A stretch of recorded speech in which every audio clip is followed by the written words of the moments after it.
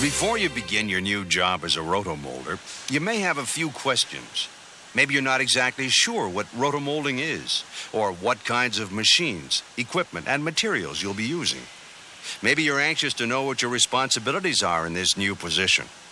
Before you begin to work, you need to know. Rotational molding is a plastics processing technique for making hollow parts. The operator loads a mold with liquid or powder plastic. Next, the mold moves to a heating chamber, where it rotates slowly on both the vertical and horizontal axes. As the mold heats, the plastic adheres to the inside surface of the mold and forms a hollow part. At the end of the heating cycle, which varies according to oven temperature and wall thickness of the part, the mold moves to the cooling chamber. Here, it's cooled with air, water, or a combination of the two. Finally, the operator removes the cooled parts and reloads the mold for the next cycle. While rotomolding machines range from simple to sophisticated, the most traditional type is the 3-arm carousel machine with one heating chamber, one cooling chamber, and one changing station. The independent arm or trolley type machine allows each arm to have its own heating, cooling, and changeover cycle.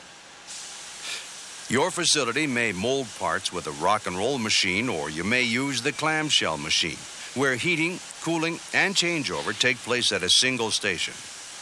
Whatever the type of machine being used at your facility, make sure you've read the manufacturer's manual and know how to operate the equipment properly. While your skill, expertise, and good judgment count as important parts of the rotomolding process, your number one priority is safety on the job.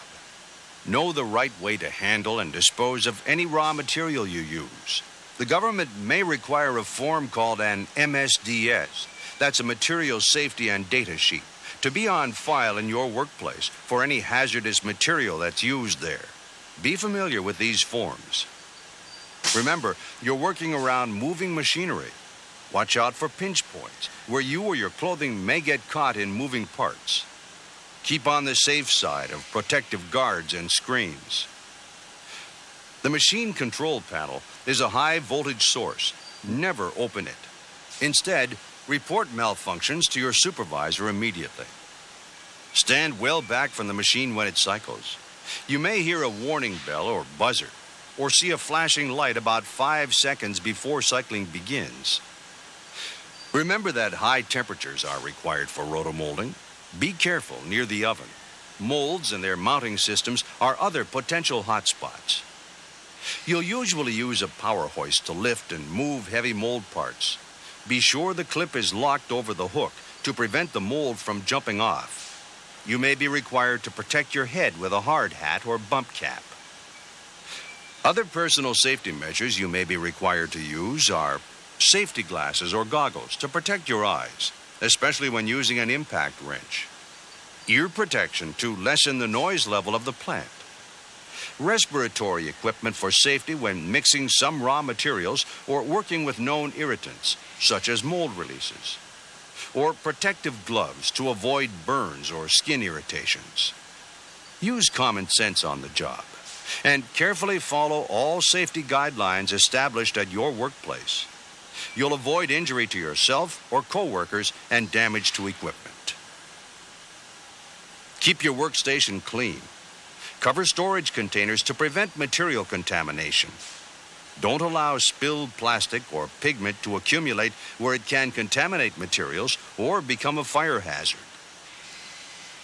If you're molding with liquid plastics, cover any spills with an absorbent material until it can be cleaned up. Make sure that air or power lines in the work area are out of traffic paths. Handle parts with care when unloading and storing them. You may even need to give some parts the white glove treatment.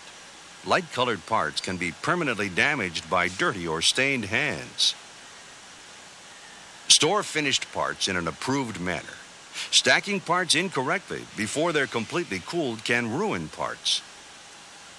Every job begins with a specification sheet, a list of the machine settings, materials, and auxiliary equipment you'll need to produce quality parts. As the operator, you're responsible for carefully checking everything at your workstation against the spec sheet. When you start up a new job, set the oven to the specified temperature and allow it to preheat for a few minutes.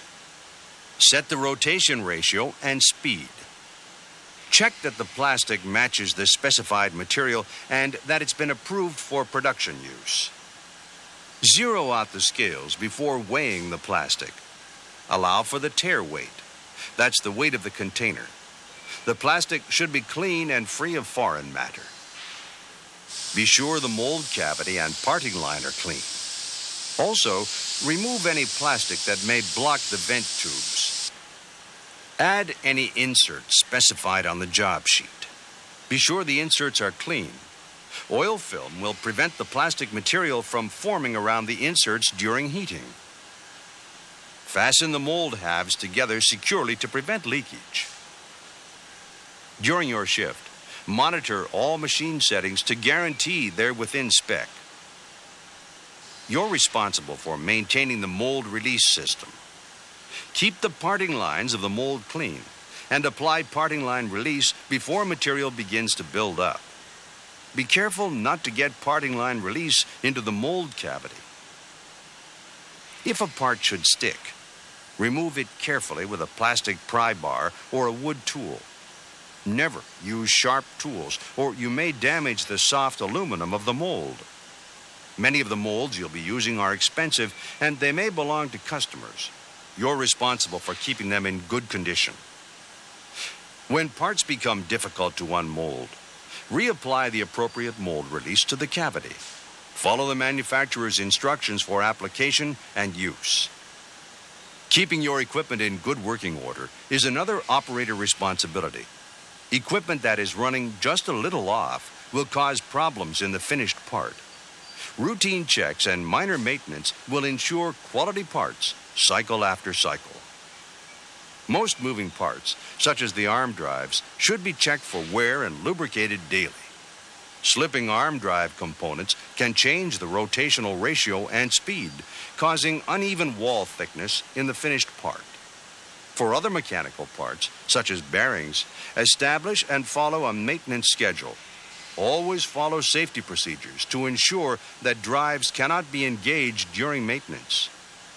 Check the oven chamber for bent deflectors or a malfunctioning damper.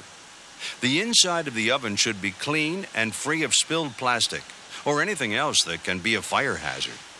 Also, check that insulation is intact and that door seals are airtight.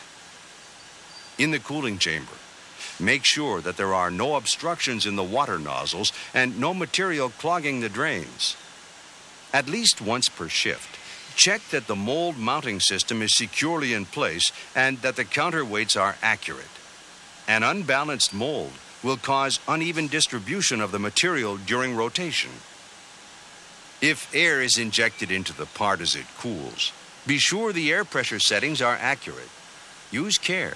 Compressed air can cause injury. Reinforce your commitment to molding quality parts with an in-process inspection. At every cycle, visually inspect finished parts for defects, such as warped areas or uneven wall thickness that indicate a problem. Several times during the run, match a sample part to the master part. Check for uniform wall thickness, color, insert placement, and part shape. On some parts, you'll need to check critical dimensions as soon as the part is unmolded, and again when the part is completely cooled. If special cooling fixtures are specified to control shrinkage, be sure they're being used. In-process inspection allows you to spot a problem when it occurs. Changes in part color, warped areas, or uneven wall thickness are all indications that one of the molding variables is not within spec.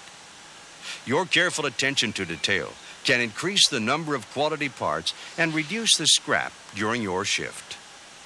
Before you begin, know your job responsibilities thoroughly. Understand the safety procedures at your facility. Establish good work habits and know how to maintain your equipment. There will be experienced molders at your workplace to help you. Knowledge, expertise, and good judgment are what you need to become a professional rotational molder.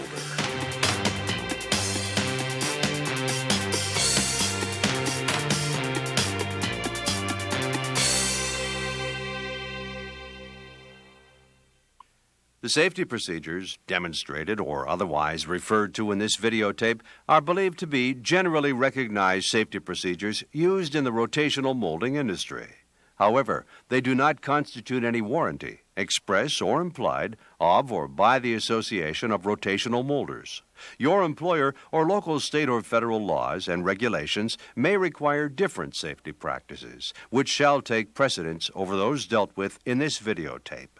Contact your supervisor for more information.